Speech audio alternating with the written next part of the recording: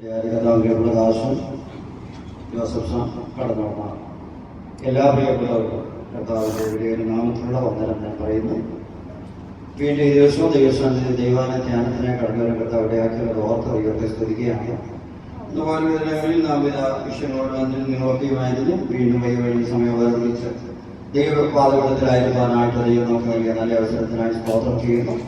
ദൈവനം പറയുന്ന ദൈവസന്നിധിയിലായിരിക്കുന്ന ഒരു ദിവസം വേറെ 1000 ദിവസത്തെക്കാൾ ഉത്തമം എന്നാണ്.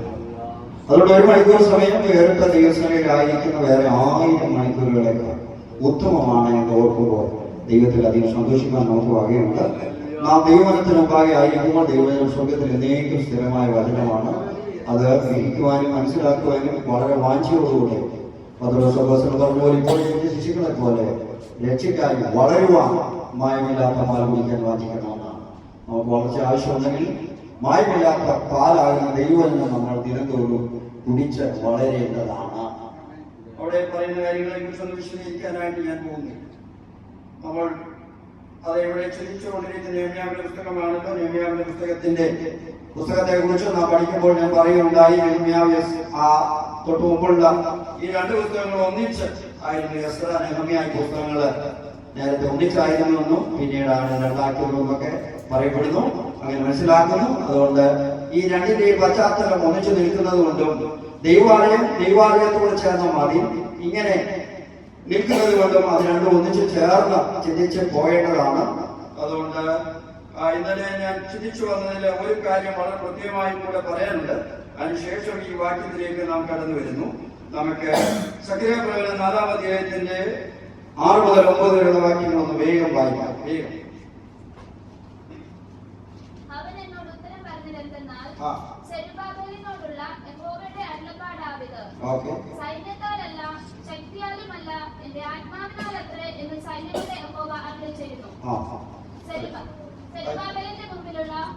മഹാപർവ്വതമേ, നീ ആർ? നീ സമഭൂമിയായി തീരും. അതിന് കൃപ കൃപ എന്ന് ആർപ്പോടുകൂടെ അവൻ ആണിക്കൊല്ലുകയല്ലോ.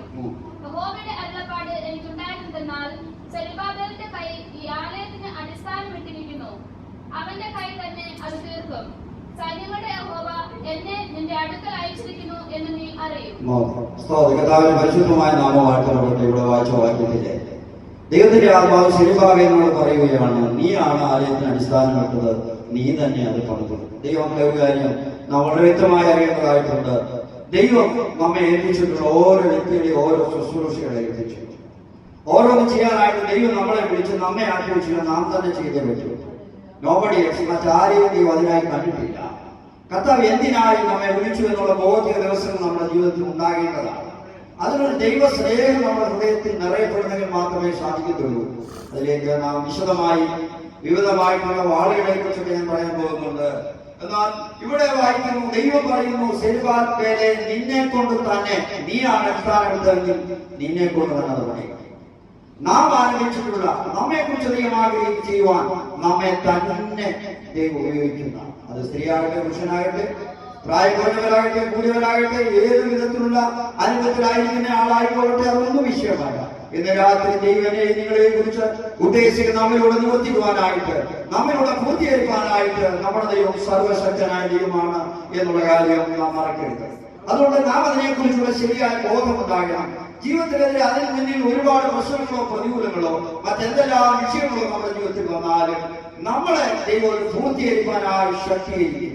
പൗലോസ് പറഞ്ഞത് ദൈവത്താൽ സകലവും സാധ്യം എന്നുള്ളതാണ്. സങ്കീർത്തനം വായിക്കുന്നു, ദൈവത്താൽ ഞാൻ മതിൽ ചാടി കടക്കും എന്നാണ്. ദൈവത്താൽ നമുക്ക് സകലവും ചെയ്യുവാനായിട്ട് കഴിയും. ദൈവത്തിന്റെ സഹായമാണ് നമ്മുടെ എല്ലാ വിഷയങ്ങൾക്കും നമുക്ക് മതിയായത്.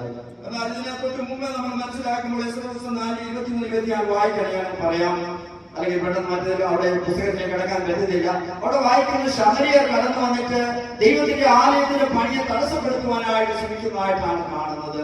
എന്നാൽ അതിനുശേഷം ദൈവത്തിന്റെ ആത്മാവ് പറഞ്ഞ കാര്യമാണ് നാം അവിടെ വായിപ്പിച്ചിട്ടേ ഉള്ളൂ. സ്തോത്രം. അതുകൊണ്ട് പ്രിയപ്പെട്ടവരെ, നാം മനസ്സിലാക്കുന്നു, അവർ വന്ന് ദൈവത്തിന്റെ ആലയത്തിന്റെ പണി മുടക്കിയപ്പോൾ ഏതാണ്ട് 22 വർഷത്തോളം പണി നടക്കാതെ പോയി എന്നുള്ളതാണ്. നോട്ട് 22 years, 22 വർഷം ദൈവത്തിന്റെ ആലയത്തിന്റെ പണി പൂർത്തീകരിക്കപ്പെടാതെ അങ്ങനെ കിടക്കുകയാണ്. എന്നാൽ ദൈവത്തിന്റെ ആത്മാവിനിടയിൽ സംസാരിച്ച വാക്യമാണ് ഞാൻ നിങ്ങളോട് പറഞ്ഞത്. എന്നാൽ ഇതിനിടയിൽ ജനം അവരുടെ ശ്രദ്ധ അതിൽ നിന്ന് മാറ്റി. ഹഗായി പ്രവചനം 1:4 അതുകൊണ്ടാണ് പ്രവാചകൻ പറഞ്ഞ അവരെന്താ ചെയ്യുന്ന ആ സമയത്ത് എഴുതിയിട്ടുണ്ടല്ലോ, അതോടൊന്ന് നോക്കിയിട്ട് നാം മടങ്ങി വരും. അതോടെ നമ്മൾ ഇതിലേക്ക് പ്രവേശിക്കാം. വായിച്ചോളാം. 1:4 ഹഗായി ചാപ്റ്റർ 1:4.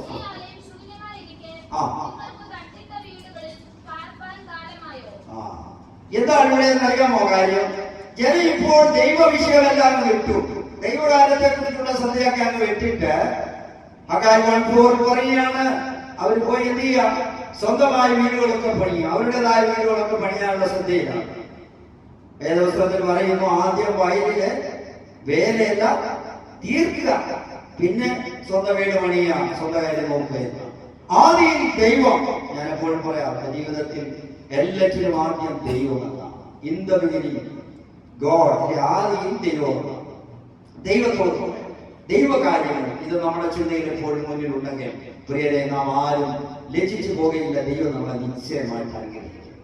മുന്നമേ അവന്റെ രാജ്യവും നീതി അന്വേഷിപ്പേ, അതോട് നിങ്ങൾക്ക് ആവശ്യമുള്ളതൊക്കെ ദൈവം തരുമെന്നാ പറഞ്ഞത്.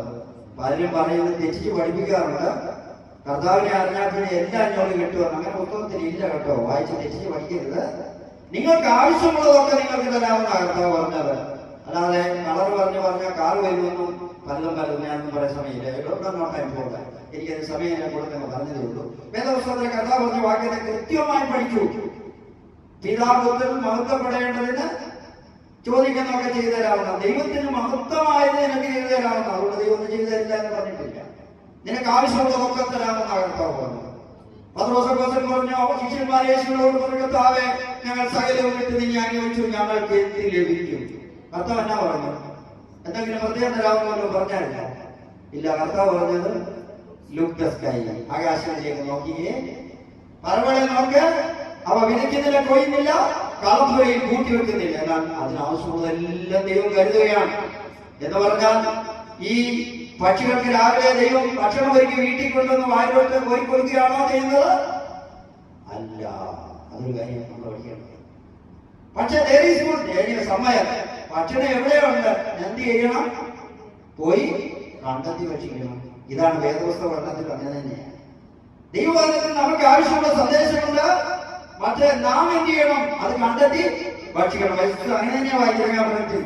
നിന്റെ വായന ഞാൻ കണ്ടെത്തി ഭക്ഷിച്ചിരിക്കുന്നു എന്നാണ്. അപ്പൊ കണ്ടെത്തേണ്ട ജോലി നമുക്കുള്ളതാണ്. ദൈവം കരുതിയിട്ടുണ്ട്, നമ്മൾ കണ്ടെത്തി ഭക്ഷിക്കണം. ആ കാര്യം വളരെ കൃത്യമായി നമ്മൾ അറിയണം, മറക്കരുത്. ഓക്കെ. അപ്പൊ ഇവിടെ നമ്മൾ പറഞ്ഞത് ജനത്തിന്റെ ശ്രദ്ധയെല്ലാം മാറിപ്പോയി. ദൈവ വിഷയത്തിൽ ദൈവാലയത്തിനെ കുറിച്ചുള്ള പേഴ്സണൽ ആയിട്ടുള്ള വിഷയത്തിലേക്ക് അവർ പോയി. അവർ അവരുടെ വീട് പണിയാനും മറ്റു കാര്യങ്ങൾ വീട് പണിയുണ്ടായെന്ന് ഞാൻ പറയുന്നില്ല.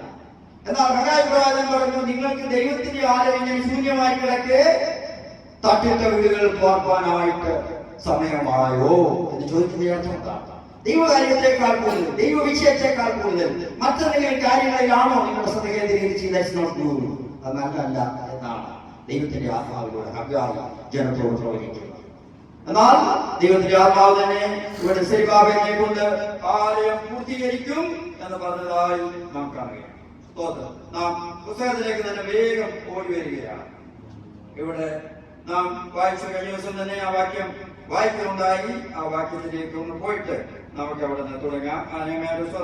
നാം വായിച്ചു തുടങ്ങാം. നിർത്താം. ഇവിടെ നെഹമ്യാവിന്റെ പിതാവിന്റെയും പേർ മാത്രം ഇവിടെ നൽകിയിട്ടുണ്ട്.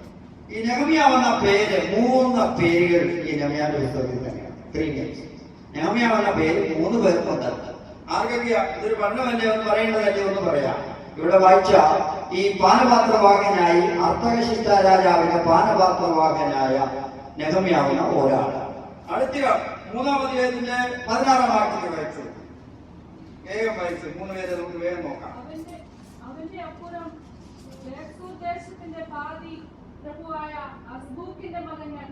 മതി. ഇവിടെ എന്താ? യെരൂശലേമിന്റെ മൊത്തം സ്ഥലങ്ങളുടെ ഏതാണ്ട് പകുതി ഭാഗത്തിന്റെ പ്രഭുവായി ഇരിക്കുന്ന ആളായിട്ടാണ് ഇവിടെ തന്നെ കുറിച്ച് പറയുന്നത്. അപ്പൊ അതിന്റെ ഒരു പകുതി ഭാഗത്തിന്റെ പ്രഭുവായിരുന്ന ഒരാളെ നാം അവിടെ കാണുന്നു. അദ്ദേഹമാണ് മറ്റൊരു നെഹമ്യാവ് എന്ന് പറയുന്നത്. അടുത്ത 7-ാം അധ്യായത്തിന്റെ 7-ാം വാക്യം. മറ്റൊരാളെ കൂടെ സെരുബ്ബാബേൽ, യേശുവ, നെഹെമ്യാവ്, അസര്യാവ്, യെരമ്യാവ്, നഹമാനി, മൊർദെഖായി. നെഹെമ്യാവിനെ കുറിച്ച് നമ്മൾ വായിക്കുന്നുണ്ടായല്ലോ. ഇവിടെ 12 പേര് അവിടെ നിങ്ങൾക്ക് വന്നു, അതിലെ ലീഡറായിരുന്നു എന്നാണ് അതിനെ കുറിച്ച് പറയുന്നത്.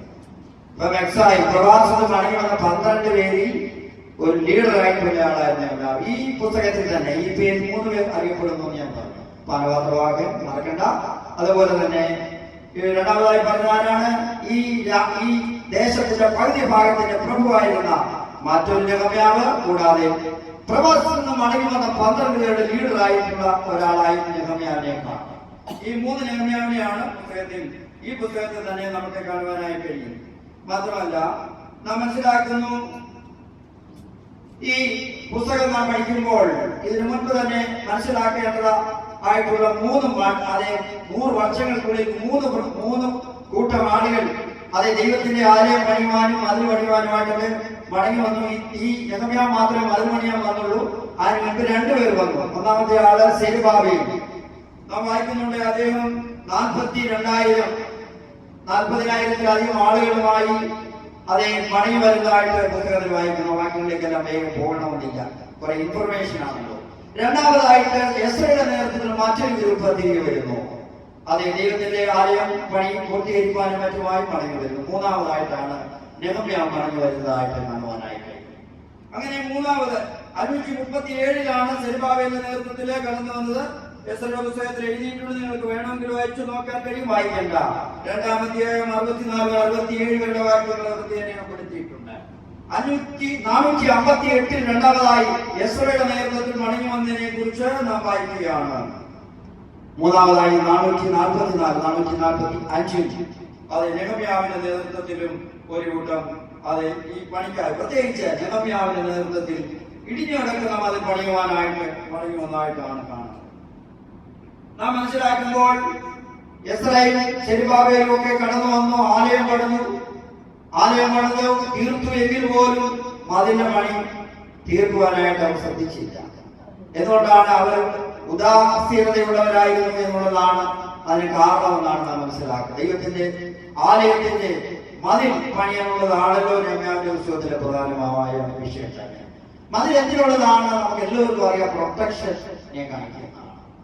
കർത്താവ് അല്ലെങ്കിൽ പഴയ നിയമത്തിലാകട്ടെ വായിക്കുന്ന ഒന്നിലധികം ഭാഗങ്ങളിൽ പുസ്തകങ്ങളിൽ, പ്രത്യേകിച്ച് യെശയ്യാപ്രവചനം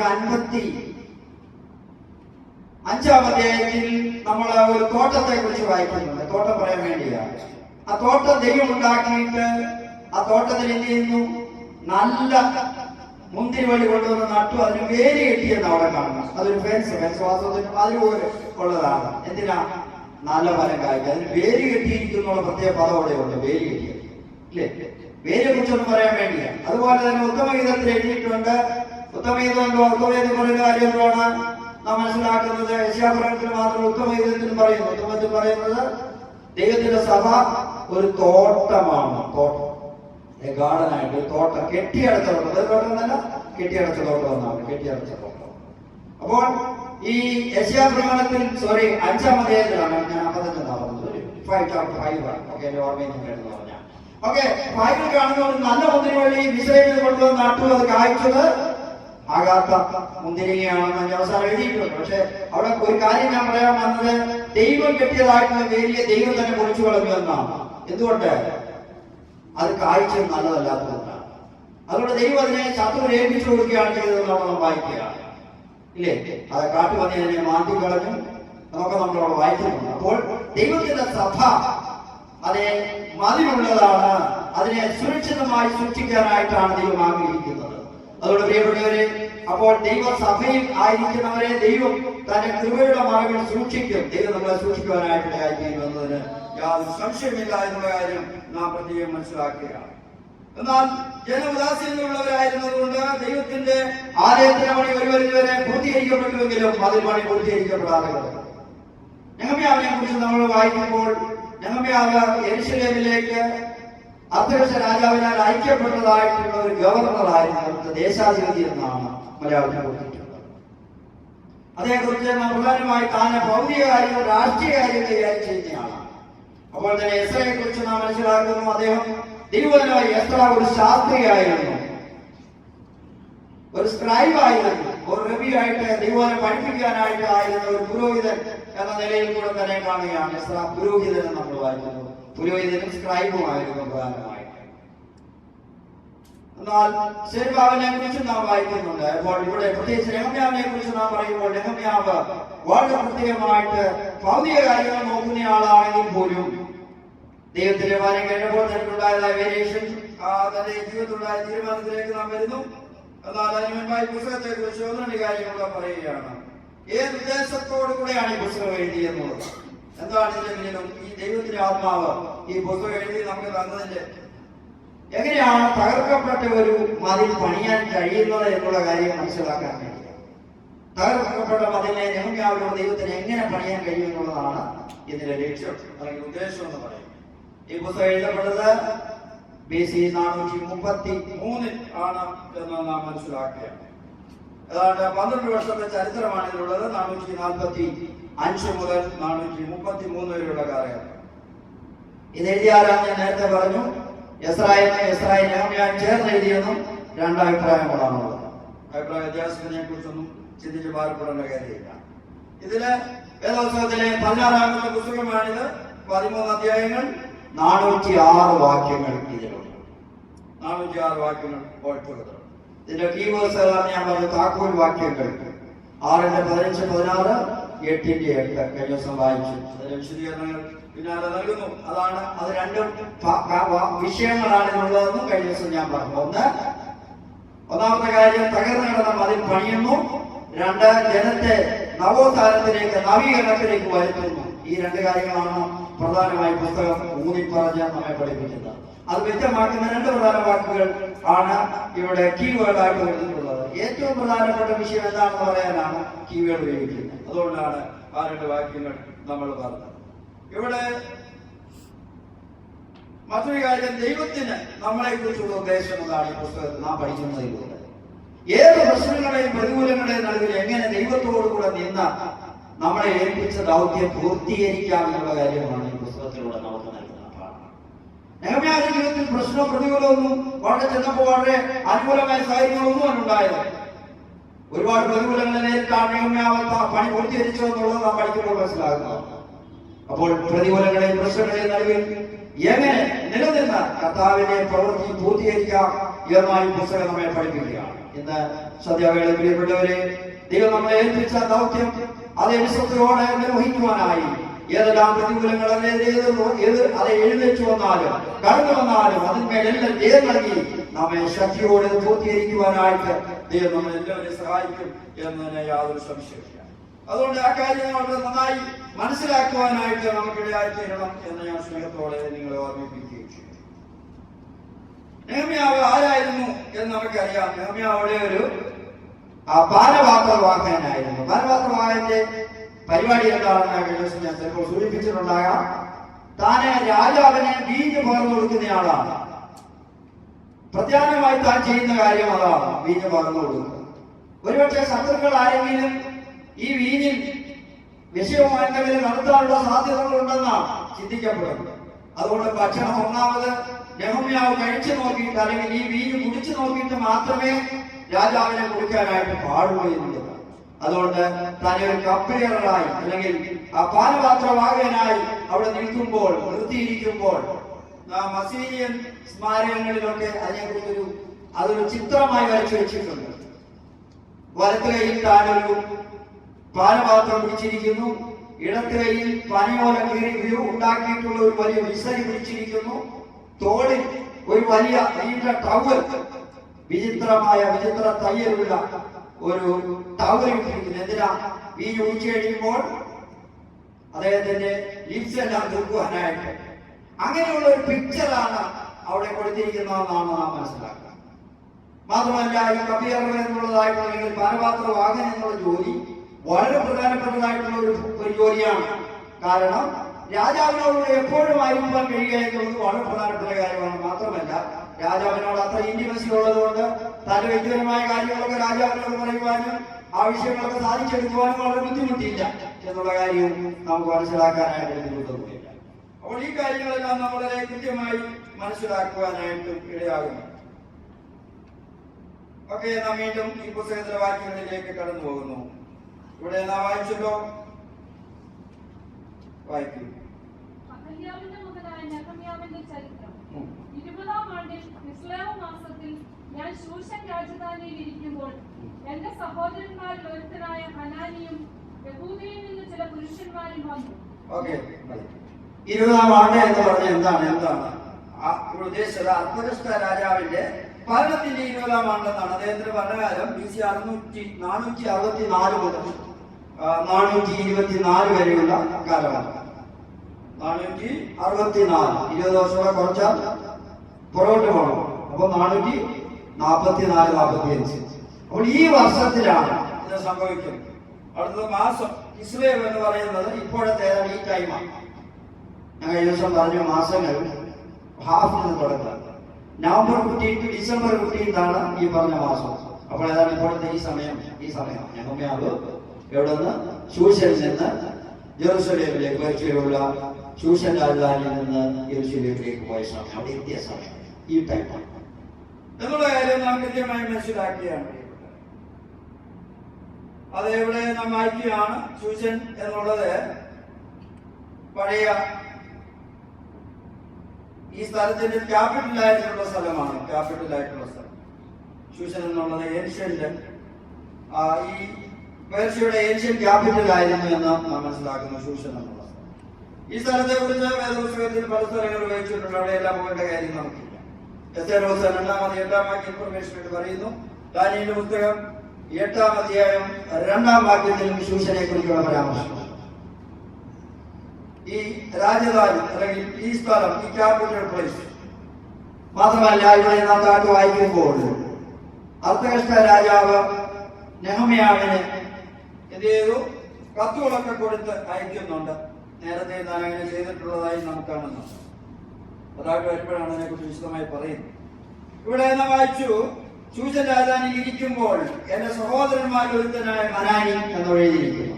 ഐദർ ഹിസ് ബ്രദർ, സ്വന്തം സഹോദരനാകാം, അല്ലെങ്കിൽ തന്റെ ട്രൈബിൽപ്പെട്ട ആ ഗോത്രത്തിൽപ്പെട്ട ആരെങ്കിലും ആയിരിക്കാം.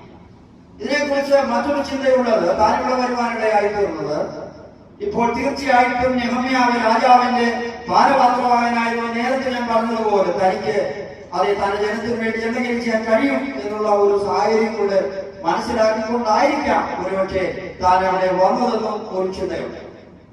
എന്നാൽ അവിടെ താൻ വന്നപ്പോൾ താനിൽ നിന്ന് അതിന്റെ 1-4 വാക്യങ്ങളിൽ നാം കാണുന്ന വിഷയം, യെരൂശലേമിൽ നിന്നൊരു ദൂതൻ ഇവിടെ വന്നു എന്നുള്ളതാണ്. യെരൂശലേമിൽ ദൂതൻ. ഓക്കെ, ഈ പുസ്തകത്തിലെ പ്രധാന വിഷയങ്ങളെ പ്രാരംഭമായി ഞാൻ ഒന്നുകൂടെ നിങ്ങളുടെ ഓർമ്മയിൽ ആദ്യം കൊണ്ടുവരാം എന്ന് ഞാൻ കരുതുന്നു. എന്നിട്ട് നാം തുടരാം. എന്തൊക്കെ വിഷയങ്ങളാണ് ഈ പുസ്തകത്തിൽ പറഞ്ഞിട്ടുള്ളതെന്ന് ഞാൻ ഒന്ന് ആരംഭത്തിൽ നിങ്ങളെ ഒന്ന് ഓർമ്മിപ്പിച്ചേക്കാം. ഇതെല്ലാം അവസാനിക്കുമോ എന്നുള്ളൊരു ചിന്താഭാരം നിങ്ങൾക്ക് ആവശ്യമില്ല. ടീച്ചർ, ഞാനൊരു ഹൈസ്കൂൾ അധ്യാപകനായതുകൊണ്ടും തീർച്ചയായും ഈ പുസ്തകത്തിലെ പ്രധാനപ്പെട്ട വിഷയങ്ങളെല്ലാം നിങ്ങളോട് പറയുവാൻ, അതിൽ ദൈവം നൽകുന്ന സന്ദേശങ്ങൾ നിങ്ങളെ ഓർമ്മിപ്പിക്കുവാൻ ഞാൻ കർത്താവിൽ ശരണപ്പെടുകയാണ്. അത് 1-4 വാക്യങ്ങൾ പ്രധാനമായി നാം കാണുന്ന യെരൂശലേമിൽ ദൂതൻ അവിടെ വരുന്നു. അദ്ദേഹത്തിന്റെ പേര് നമ്മൾ കേട്ടു. ആരാണ്? ഹനാനി. ഓക്കെ, 5-12 വാക്യങ്ങളിൽ നെഹമ്യാവിന്റെ പ്രാർത്ഥനയാണ് നമ്മൾ കാണുന്നത്. അതിനുശേഷം താൻ ദൈവസന്നിധിയിൽ പ്രാർത്ഥിക്കുന്നു. 2-ാം അധ്യായത്തിലെ പ്രധാനപ്പെട്ട വിഷയം എന്ന് പറയുന്നത് രാജാവ് നെഹമ്യാവിനെ ഈ മതിൽ പണിയുവാനായിട്ട് യെരൂശലേമിലേക്ക് അയക്കുന്ന കാര്യമാണ് പറയുന്നത്. എന്നാൽ ആ അധ്യായത്തിൽ തന്നെ 11 മുതൽ 20 വരെയുള്ള വാക്യങ്ങളിൽ നെഹമ്യാവ് വെറുതെ വന്ന് പണിയൊന്നും തുടങ്ങാല്ല. അവിടെ വന്നിട്ട് എവിടെയെല്ലാമാണ് ഇടിഞ്ഞത്, എന്താണ് പ്രശ്നങ്ങളെല്ലാം നോക്കി കാണുന്നു. ഇടിഞ്ഞ മതിലിനെ നോക്കി കാണുന്നതാണ് 11 മുതൽ 20 വരെയുള്ള വാക്യങ്ങൾ പ്രധാനമായി ഏർപ്പെടുത്തിയിട്ടുള്ളത്. 3-ാം അധ്യായത്തിലേക്ക് നാം വരുമ്പോൾ നെഹമ്യാവ് മതിൽ പണിയുന്നു എന്നുള്ളത് കാണുവാനായി കഴിയുകയാണ്. 4-ാം അധ്യായത്തിലേക്ക് വരുമ്പോൾ ശത്രുക്കൾ തനിക്കെതിരായി എഴുന്നേൽക്കും. ആദ്യമേ നാം പറഞ്ഞതുപോലെ ശത്രുത്വം അതേ പണി തുടങ്ങിയ ഉടനെ തന്നെ ശത്രുത്വങ്ങളുടെ എഴുന്നേറ്റ് വരികയാണ്. 5-ാം അധ്യായത്തിൽ താനിപ്പോൾ നെഹമ്യാവ് അവിടെ ഗവർണറായിരിക്കുമ്പോൾ സാധുക്കളായവരെ അവരുടെ ആ സാധുക്കളെ സഹായിക്കാനായി അവർക്ക് നേരിട്ട ചില തെറ്റായ പ്രതികരണങ്ങൾ അവരെ രക്ഷിക്കാനായിട്ട് നെഹമ്യാവ് അവരെ സഹായിക്കുന്നു, അല്ലെങ്കിൽ സാധുക്കളെ സഹായിക്കുന്നു എന്ന് ഒറ്റ വാക്കിൽ പറയുവാനായി കഴിയും. 6-ാം അധ്യായത്തിൽ നാം കാണുന്നത് വീണ്ടും ദൈവത്തിന്റെ പ്രവൃത്തികളെ നൃത്തം ചെയ്യുവാനായിട്ട് ശത്രുക്കൾ എഴുന്നേൽക്കുന്നു എന്നുള്ളതാണ്. ജീവിതത്തിൽ പുറത്തു തുടരുമ്പോൾ വീണ്ടും ഇടയ്ക്ക് ശത്രുക്കൾ എഴുന്നേൽക്കുവാനായിട്ട് ഇടയായി.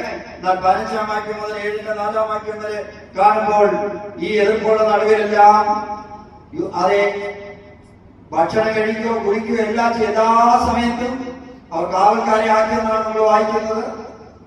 അതെ, കാവൽക്കാരെന്ന് പറയുന്നത് അതെ നമ്മൾ അതിനെ വ്യാഖ്യാനിക്കുന്ന പ്രാർത്ഥനയോട് എല്ലാ പ്രശ്നങ്ങളും ഇരുത്തതായി അവിടെ കാവൽക്കാരൻ നിർത്തുമ്പോൾ നമുക്ക് കാവൽക്കാരനായ ദൈവമുണ്ട് അല്ലേ? അതിനെക്കുറിച്ചുള്ള നാം പിന്നീട് പറയുമ്പോൾ വിശദമാക്കാം. സ്തോത്രം. അപ്പോൾ മതിൽ പൂർത്തീകരിക്കപ്പെടുന്നു. 7-ാം അധ്യായം 4-ാം വാക്യത്തിലേക്ക് എത്തുമ്പോൾ ഈ മതിലിന്റെ പണി പൂർത്തീകരിക്കപ്പെടും. 7-ാം അധ്യായത്തിലെ 5 മുതൽ ആ അധ്യായം മൊത്തം 73-ാം വാക്യം വരെ മടങ്ങി വരുന്ന പ്രവാസികളുടെ ഒരു വിശദമായ വിവരണം അല്ലെങ്കിൽ ലിസ്റ്റ് നമുക്ക് അവിടെ കാണുവാൻ.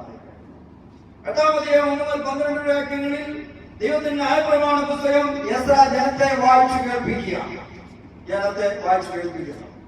13 മുതൽ 18 വരെ നമ്മൾ മനസ്സിലാക്കുമ്പോൾ ആ കൂട്ടത്തിൽ നെഹമ്യാ പറയുന്നു, നാം മാത്രമല്ല നമ്മുടെ പിതാക്കന്മാരും ദൈവത്തിന്റെ ന്യായപ്രമാണം പഠിക്കുവാൻ പ്രത്യേക സമയം വേർതിരിച്ചിരുന്നുള്ള കാര്യം പറയുന്നത്. ലേവ്യാപുസ്തകം 23-ന്റെ 33 44 ഭാഗങ്ങളിൽ പറയുന്ന കാര്യമാണ്. അത് വേണ്ടി ഇവിടെ ആവർത്തിച്ച് ഓർമ്മിപ്പിക്കും. 9-ാം അധ്യായത്തിലേക്ക് വരുമ്പോൾ ജനം മാനസാന്തരപ്പെടുന്നു. 10-ാം അധ്യായത്തിലേക്ക് പോകുമ്പോൾ നേതാക്കന്മാർ ഉടമ്പടി ഒപ്പുവെക്കും. എന്ത് ഉടമ്പടിയാ? ഇനി ഞങ്ങൾ അവർ ചെയ്യരുതാത്തത് പലതും ചെയ്തു പോയി എന്ന് സമ്മതിച്ച് ഇനി ഞങ്ങൾ ഒരിക്കലും അങ്ങനെ ചെയ്യുകയില്ല എന്ന് പറഞ്ഞ് ദൈവസേനയിൽ പറയുക മാത്രമല്ല, അവര് എഴുതി ഒപ്പിട്ട് കൊടുക്കുകയാണ്, ഉറപ്പുവരുത്തുക. എഗ്രിമെന്റ് ഒപ്പിടുന്നത് പോലെ ഉടമ്പടി ഒപ്പുവെക്കുവാനായിട്ട് അയക്കുന്നു. 15-ാം അധ്യായത്തിന്റെ 1 മുതൽ 12-ന്റെ 26-ാം വാക്യം വരെ പട്ടണത്തിൽ പുതിയ പൗരന്മാർ. എന്തുകൊണ്ടാണ് പട്ടണത്തിൽ പുതിയ പൗരന്മാർ എന്ന് ചോദിച്ചാൽ, ജനം മടങ്ങി വന്നെങ്കിൽ യെരൂശലേമിനകത്തൊന്നും താമസിക്കാൻ ആളുകളില്ല. അവർ ചുറ്റും അടുത്തുള്ള പല സ്ഥലങ്ങളിലൊക്കെ താമസിക്കുന്നു. അതുകൊണ്ട് നിർബന്ധിച്ച ആളുകളെ അകത്ത് കൊണ്ടുവരേണ്ട ഒരു സ്ഥിതിയാണ് ഇപ്പോൾ അവിടെ ഉണ്ടായിരിക്കുന്നത്. അവസാനമായി നെഹമ്യാവ് മേൽവിചാരകന്മാരെ നിയമിക്കുന്നതായിട്ടാണ് 12-ന്റെ 44 മുതൽ 47 വരെ വായിക്കുന്നത്. അത് 10-ാം അധ്യായത്തിന് 32 39 വരെയുമുള്ള ഭാഗങ്ങളിൽ ഏറ്റവും അവസാനമായി നെഹമ്യാവിന്റെ അന്തിമ നവീകരണം. നെഹമ്യാവ് കുറച്ചു കാലം ഇവിടെ നിന്ന് സ്വന്തം നാടായ പേർഷ്യയിലേക്ക് മടങ്ങിപ്പോയി, ജോലിയിലേക്ക് മടങ്ങിപ്പോയി. ആ സമയത്ത് കുറച്ച് കുഴപ്പങ്ങളൊക്കെ ഇവിടെ ഉണ്ടായി. അതെല്ലാം താൻ മടങ്ങി വന്ന് വീണ്ടും ക്രമീകരിച്ച് ശരിയായ നിലയിൽ അവിടെയുള്ള കാര്യങ്ങൾ മുൻപോട്ട് പോകാനായിട്ട് പ്രവർത്തിക്കുന്നു. അതാണ് ഇത്രയും കാര്യങ്ങളാണ് ഈ പുസ്തകത്തിലുള്ളത്. ഇപ്പോൾ തന്നെ പുസ്തകം എന്താണ് നമ്മൾ പറഞ്ഞത്? ഇതൊന്നുമല്ല നമ്മൾ പറഞ്ഞത്. സ്വതന്ത്രം. അതുകൊണ്ട് ഞാനിപ്പോൾ വളരെ സ്ലോയിൽ പോകുന്നതുകൊണ്ട് എത്തുമോ എന്നുള്ളൊരു ചിന്താഗതി നിങ്ങൾക്ക് വേണ്ട. ഇവിടെ പുസ്തകം എന്താ പറഞ്ഞത് ചുരുക്കമായി ഞാൻ പറഞ്ഞു എന്നേ ഉള്ളൂ. നമ്മുടെ ഭാഗത്തേക്ക് നമുക്ക് മടങ്ങി വരാൻ കഴിയുന്ന എന്താണ് ഇവിടെ നമ്മൾ വായിച്ചത്? ശൂശൻ രാജധാനിയിൽ ഇരിക്കുമ്പോൾ തന്റെ സഹോദരന്മാരിൽ ഒരുത്തൻ കടന്നു വന്നു. അവനോട് അപ്പോൾ ആദ്യമായി താൻ ചോദിക്കുന്നു, യെരൂശലേമിലെ സ്ഥിതി എങ്ങനെയാണ്? അപ്പൊ നിങ്ങൾ വായിച്ചത് 2-ാം വാക്യം. എന്റെ സഹോദരന്മാരിൽ ഒരുത്തനായ ഹനാനിയും യഹൂദയിൽ നിന്ന് ചില പുരുഷന്മാരും വന്നു. ഞാൻ അവരോട് പ്രവാസത്തിൽ നിന്ന് തെറ്റിയൊഴിഞ്ഞു പോയ യഹൂദന്മാരെ കുറിച്ചും യെരൂശലേമിനെ കുറിച്ചും ചോദിച്ചു. അതിന് അവർ എന്നോട് പ്രവാസത്തിൽ നിന്ന് തെറ്റിയൊഴിഞ്ഞു പോയ ശേഷിപ്പ്. കഴിഞ്ഞ ദിവസം ഞാൻ ശേഷിപ്പിനെ കുറിച്ച് പറഞ്ഞു. അവിടെ ഇപ്പോൾ ചെറിയൊരു കൂട്ടം മാത്രമേ ഉള്ളൂ. കഴിഞ്ഞ ദിവസം നമ്മൾ വായിച്ചു കേൾപ്പിച്ചിരുന്നു. അവിടെ വളരെ ബലഹീനരായ കുറച്ച് ആളുകൾ മാത്രമേ ഉള്ളൂ. കൊള്ളാവുന്നവരെല്ലാം அதை പിടിച്ചുകൊണ്ട് പോയിരുന്നു. ഇപ്പോൾ അവിടെ ഇരിക്കുന്ന ജനത്തിന്റെ സ്ഥിതി എന്താണ് എന്ന് ചോദിക്കുകയാണ്. അപ്പൊ അവിടെ ഇരിക്കുന്ന ജനത്തിന്റെ സ്ഥിതി എന്താണെന്നാണ് ഇവിടെ പറഞ്ഞത്. ഒഴിഞ്ഞുപോയ ശേഷിപ്പ് അവിടെ ആ സംസ്ഥാനത്ത് മഹാകഷ്ടത്തിലും അപമാനത്തിലും ഇരിക്കുന്നു. യെരൂശലേമിന്റെ മതിൽ ഇടിഞ്ഞും അതിന്റെ വാതിലുകൾ തീവച്ച് ചുട്ടും കിടക്കുന്നു എന്ന് പറഞ്ഞു. ഇതിന്റെ പ്രസന്റ് കണ്ടീഷൻ എന്താണെന്നുള്ള പറയുകയാണ്. എന്താണ്, എങ്ങനെയാണ് ഇപ്പോൾ ഇരിക്കുന്നത്? സ്തോത്രം. അത് ഇനിയും നമ്മൾ വായിക്കാൻ പോകണോ എന്ന് എനിക്കറിയത്തില്ല. ഇതിനെക്കുറിച്ച് വളരെ കൃത്യമായി പ്രവചനങ്ങളുണ്ട്. ഇത് സംഭവിക്കും എന്നുള്ള കാര്യം. 2-ന്റെ 3-ൽ ഈ കാര്യം തന്നെ നെഹമ്യാ പറയുന്നുണ്ട്. ഈ പറഞ്ഞ 3-ാം വാക്യത്തെ കുറിച്ച്. ലേവ്യാപുസ്തകം 26:31 നിങ്ങൾ റെഫർ ചെയ്താൽ മതി. വാക്യം വായിപ്പിച്ചാൽ നമുക്ക് മുന്നോട്ട് പോകാൻ ബുദ്ധിമുട്ടുണ്ട്. അവിടെ എഴുതി വെച്ചിട്ടുണ്ട്. ദൈവം അങ്ങനെ ചെയ്യും. ദൈവത്തിന്റെ പ്രമാണം ലംഘിച്ചാൽ ദൈവം ദേശത്തെ നശിപ്പിക്കും എന്നുള്ള കാര്യമാണ്. വീണ്ടും രാജകന്മാരുടെ 2-ാം പുസ്തകം 25-ലെ 10-ാം വാക്യത്തിൽ കൃത്യമായി രേഖപ്പെടുത്തിയിട്ടുണ്ട്. യെശയ്യാ 22-ന്റെ 9-ൽ രേഖപ്പെടുത്തിയിട്ടുണ്ട്. യിരെമ്യാ 39-ന്റെ 8-ൽ വിലാപം 2:9 ഈ വാക്യങ്ങളെല്ലാം ആ കാര്യം വളരെ കൃത്യമായി രേഖപ്പെടുത്തി വെച്ചിരിക്കുക. ദൈവത്തിന്റെ പ്രമാണം വിട്ട് ജനം പോകുമ്പോൾ അവർക്ക് സംഭവിക്കുന്നത് എന്താണ് എന്ന് പറയുന്നു. അവരുടെ സ്ഥിതിയാണ് അവർ രേഖപ്പെടുത്തി വെച്ചിട്ടുള്ളത്. അതിനെക്കുറിച്ചുള്ള പ്രവചനം ഇവിടെ നാം കാണുകയാണ്. ഇവിടെ നാം കാണുന്നു, ഇസ്രായേൽ ജനം 3 പ്രാവശ്യമായിട്ട് ആണ് മടങ്ങി വരുന്ന ഏതാണ്ട് 46,000-ഓളം ആളുകൾ അതെ പ്രവാസത്തിലേക്ക് പോയി കൊണ്ടുപോകപ്പെട്ടു എന്നുള്ളത് നാം കാണുന്നുണ്ട്.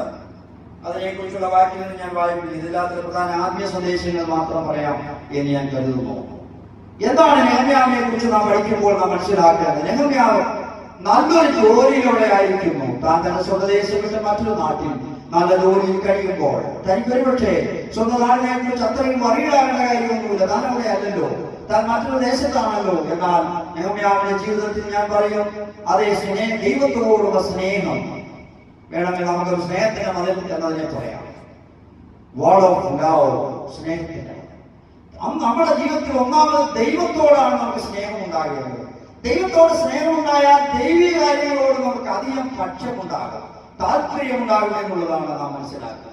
അതുകൊണ്ട് താൻ അവിടെ ആയിരിക്കുമ്പോൾ തനിക്ക് മറ്റൊന്നിനും കുഴപ്പമില്ല. ഞാൻ പറഞ്ഞു, എവരിതിങ് ഈസ് ഓക്കേ, എല്ലാം തനിക്ക് അനുകൂലമാണെങ്കിലും താൻ സ്വന്തം നാടിനെ കുറിച്ച്, ദൈവത്തിന്റെ ആലയമുള്ള നഗരത്തെ കുറിച്ച്, അതിന്റെ മതിലുകൾ കിടക്കുമ്പോൾ അതിനെക്കുറിച്ച് താൻ വളരെ വിശാലമുള്ളവനായി വിഷമമുള്ളവനായി തീരുമാനമായിട്ടാണ് പാട്ട് വായിക്കുമ്പോൾ തനിക്കിടയാകും. താൻ ആദ്യമായി തന്റെ ദേശത്തെ കുറിച്ചുള്ള ഒരു അന്വേഷണത്തിൽ അവരുടെ സ്ഥിതി എന്താണ്. അപ്പോൾ അതിന്റെ അർത്ഥം താൻ അവിടെ ആയിരിക്കുമ്പോഴും ദൈവ നഗരത്തെ കുറിച്ചുള്ള ചിന്ത അവനെ എപ്പോഴും ഭരിച്ചുകൊണ്ടിരിക്കുകയാണ്. ദൈവമക്കളെ, നാം എവിടെയായാലും ഏത് സാഹചര്യത്തിലായാലും ദൈവത്തെ കുറിച്ചും ദൈവ വിഷയങ്ങളെ കുറിച്ചുമുള്ള വലിയ ചിന്ത നമ്മളെ ഭരിക്കേണ്ടതാണ്. സ്തോത്രം. വീണ്ടും നമ്മൾ കാണുന്നതാണ്. അപ്പൊ അതുകൊണ്ട് അത് പറഞ്ഞു കഴിഞ്ഞു. ഇതാണ് അവിടുത്തെ അവസ്ഥകൾ എന്നൊക്കെ പറഞ്ഞപ്പോൾ എന്ത് ചെയ്തു? താൻ 4-ാം വാക്യത്തിലേക്ക് വരുമ്പോൾ താൻ എന്ത് ചെയ്യുകയാണ്? കുറച്ചു നേരം അതെന്ത് ചെയ്തു? കുറച്ച് നാൾ അതിനെക്കുറിച്ച് പഠിക്കുമ്പോൾ 4 മാസം, കുറെ മാസങ്ങളോളം താൻ അങ്ങനെ പ്രാർത്ഥിച്ചു. 4 മാസം രേഖപ്പെടുത്തിയിരിക്കുന്നവരുടെ. അപ്പോൾ 1-2 ദിവസമല്ല, ദൈവത്തിന്റെ ഇവിടെ സംഭവിച്ച വിഷയത്തെ കുറിച്ച് അറിയുമ്പോൾ ചില നാളുകൾ തന്നെ പ്രാർത്ഥനയിൽ താനായിരിക്കുക. ഞാൻ പറഞ്ഞു, ഇപ്പോൾ ഈ പാനപാത്രവാനായിരിക്കുന്ന ഉപസിക്കുക എന്നുള്ളത് സമ്മാനിപ്പിക്കുക ഇല്ലേ? അടുക്കളയിലായിരിക്കുമ്പോൾ ഭക്ഷണം ഉണ്ടാക്കി കൊടുക്കുമ്പോൾ എപ്പോഴും ഉപസിക്കുക എന്ന് പറയുന്നത് ഈസിയാണ്, അത്ര എളുപ്പമായ കാര്യമല്ലല്ലോ ഇല്ലേ? തന്റെ ജോലി ഭക്ഷണം നൽകുക എന്നുള്ളതാണ്. താൻ ഭക്ഷണം കഴിക്കാതെ രാജാവിന് ഭക്ഷണം കൊടുക്കുക. രാജാവിന് കൊടുത്തതിന് ശേഷം ആയിരിക്കും തന്നെ കഴിക്കുന്നത്. ആദ്യം തന്നെ ടേസ്റ്റ് ചെയ്തെങ്കിൽ കഴിക്കത്തില്ല ഇല്ലേ? അതാണ് അമ്മച്ചമാരൊക്കെ പറയുന്നില്ല. സോദരൻ ആദ്യമേ ടേസ്റ്റ് ചെയ്യുന്നവൾ കഴിക്കത്തില്ല, കഴിക്കുന്നത് പിന്നീട്. അപ്പൊ അതുകൊണ്ട് താൻ പിന്നാലെയാണ് കഴിക്കുന്നത്. പക്ഷെ അതുകൊണ്ട് രാജാവ് അറിയത്തില്ലായിരിക്കും താൻ കഴിക്കുന്നില്ലയോ എന്ന്. ഏതായാലും താൻ പറയുന്നു, കുറച്ചു നാൾ താൻ എന്ത് ചെയ്തു? കുറച്ചു ദിവസം താൻ ചെയ്ത് ഈ വാർത്ത അറിഞ്ഞപ്പോൾ ഒന്നാമത് പറയുന്നു, താൻ ഇരുന്ന് കരഞ്ഞു എന്നാണ് എഴുതിയിരിക്കുന്നത്. കരഞ്ഞു. ഞാൻ പലപ്പോഴും പറയാറുണ്ട്, നമുക്ക് എല്ലാം ചെയ്യാൻ പറ്റുന്ന ഒരു ശുശ്രൂഷയാണ്. എന്തുവാ? കരയാൻ പറ്റുക. എന്തോ കരയുക? കരയേണ്ടതിന്റെ ആവശ്യമുണ്ടോ? വേറെ ദിവസം എന്ത് പറയുന്ന കാര്യങ്ങളെ കുറിച്ച് കഴിഞ്ഞ ദിവസങ്ങളിൽ യേശു യേശുവിന്റെ പുത്രിമാരോട് പറഞ്ഞു, നിങ്ങൾ കരയണം, നിങ്ങളെ ചൊല്ലി കരയണം, പിന്നെ നിങ്ങളുടെ മക്കളെയും ചൊല്ലി കരയണം. അതുകൊണ്ട് അവരെ കരയണം ഞാൻ പറഞ്ഞില്ല. കരയുക. കർത്താവിന്റെ വചനം പറയുന്നു, നിങ്ങളുടെ കണ്ണീരെല്ലാം എന്ത് ചെയ്യുന്ന എന്റെ തുരുത്തിയിലാക്കി വെക്കാമെന്ന് കേട്ടിട്ടില്ലേ? അതിനോട് കേൾക്കാമത് അല്ല, നിങ്ങൾ കേട്ടിട്ടില്ല. അതെ, എന്റെ തുരുത്തിയിലാക്കാൻ. കരയാതെ എങ്ങനെയാ തുരുത്തിയിലാക്കി വെക്കുന്നത്? തുരുത്തി നമുക്കറിയാം. തുരുത്തിയൊക്കെ നിങ്ങൾ കേട്ടിട്ടുണ്ടല്ലോ പഴയ നിയമത്തില്. അല്ല, പുതിയ നിയമത്തിൽ തന്നെ യേശുവെല്ലാം പറഞ്ഞു, അവരെ പ്രധാനമായി വീഞ്ഞൊക്കെ സൂക്ഷിക്കാനായിട്ട് ഉപയോഗിക്കുന്നതാണ് തുരുത്തി. എന്താ? തോൽ കൊണ്ടുണ്ടാക്കുന്ന ഒരു കുടം പോലെ ഇരിക്കുന്ന ഒന്ന്. ആ തുരുത്തി കർത്താവ് പറഞ്ഞു, നിന്റെ കണ്ണീരെല്ലാം എന്റെ തുരുത്തിയിലാക്കി വെക്കാം. എന്തിനാ കണ്ണീരാ? നമ്മുടെ ആളുകളൊക്കെ പിള്ളേർക്ക് ദിവസവും കരയുന്ന കണ്ണീരെല്ലാം കർത്താവ് തുരുത്തിയിലാക്കി വെച്ചിരിക്കുക. നമ്മൾ കണ്ടിട്ടുണ്ടല്ലോ ഇല്ലേ? ചില സ്ഥലത്ത് പോയാൽ ഈ ഹോമിയോപ്പതിയില്ല, ഏതോ സ്ഥലങ്ങളിൽ ഇങ്ങനെ എല്ലാത്തിനെയും മരുന്നുകൾ സൂക്ഷിക്കുകയാണ് നമ്മൾ വിചാരിക്കും. ഓരോ കുപ്പി ഇങ്ങനെ ഓരോരുത്തരുടെയും പേരെഴുതി, ഇവിടെ ഇരിക്കുന്ന നമ്മുടെ എല്ലാം പേരെഴുതി സ്വന്തത്തിൽ ഓരോ തുരുത്തി വെച്ചിട്ടുണ്ട്. നമ്മുടെ ഭാഷ ബോട്ടിലെന്നായിക്കോട്ടെ തുരുത്തി എന്നാണ്. അപ്പൊ ചില കുപ്പിയിലൊക്കെ എന്തുമാത്രം കണ്ണീരാണെന്ന് എനിക്കറിയത്തില്ല. അവിടെ വെക്കുമെന്നാ പറഞ്ഞത്. കർത്താവ് സൂക്ഷിച്ച് വെക്കും തന്നെയാ പറയുന്നത്. വേറെ ദിവസം കള്ളം പറയാൻ സാധ്യതയുണ്ട്. അപ്പൊ നമ്മൾ ഒഴുക്കിയ കണ്ണീരെല്ലാം അവിടെ സൂക്ഷിച്ചിരിക്കും. ഇവിടെ പോയത് അവിടെയാണ് ദൈവം സ്വീകരിക്കുക. ദൈവത്തിന് പറ്റും. ദൈവം സർവജ്ഞാനി, സർവവ്യാപി, സർവശക്തല്ലേ, സർവശക്തനായതുകൊണ്ട് അവന് കഴിയും.